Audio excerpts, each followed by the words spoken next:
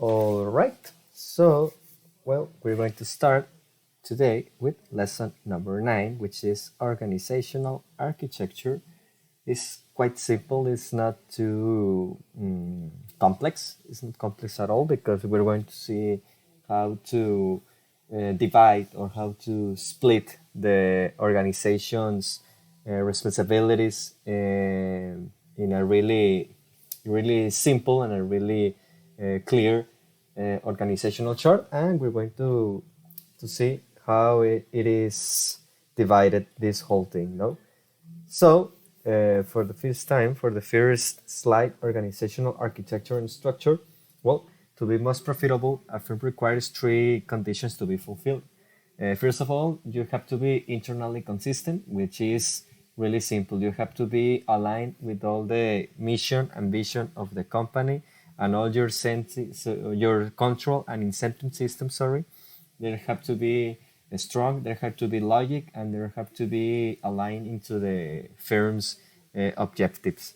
Also, the organizational architecture must match or fit with the strategy of the firm. So it has to be consistent. This is related with the first one, the first condition, and finally, well, the strategy and architecture of the firm must not only be consistent with each other, but it has to make sense given the competitive conditions. Sorry. So it's really simple. You don't have to create something that it won't work just because you want to be different from the competition. So you have to be really consistent. You have to be really logic, and you have to be clear about the competitive environment of the company. Entonces, pues ya en español, como les comentaba, vamos a empezar con la lección 9, que es arquitectura organizacional, que prácticamente es determinar, saber cómo dividir una empresa, ¿no? De acuerdo a las responsabilidades y los objetivos que se quieran cumplir en base a la compañía, ¿no? Tiene que ser consistente de manera interna, o sea que todos los procedimientos, controles y los incentivos que se le dan a los empleados y a todo lo que es la estructura orgánica de la organización, pues tienen que ser consistentes, tienen que ser lógicos y tienen que ser coherentes en torno a lo que está buscando la empresa. Obviamente tiene que estar alineada a la estrategia que se está tomando en cuestión, como lo vimos en la clase pasada, si es internacional, si es de estandarización global, si es de localización, etcétera, etcétera, etcétera.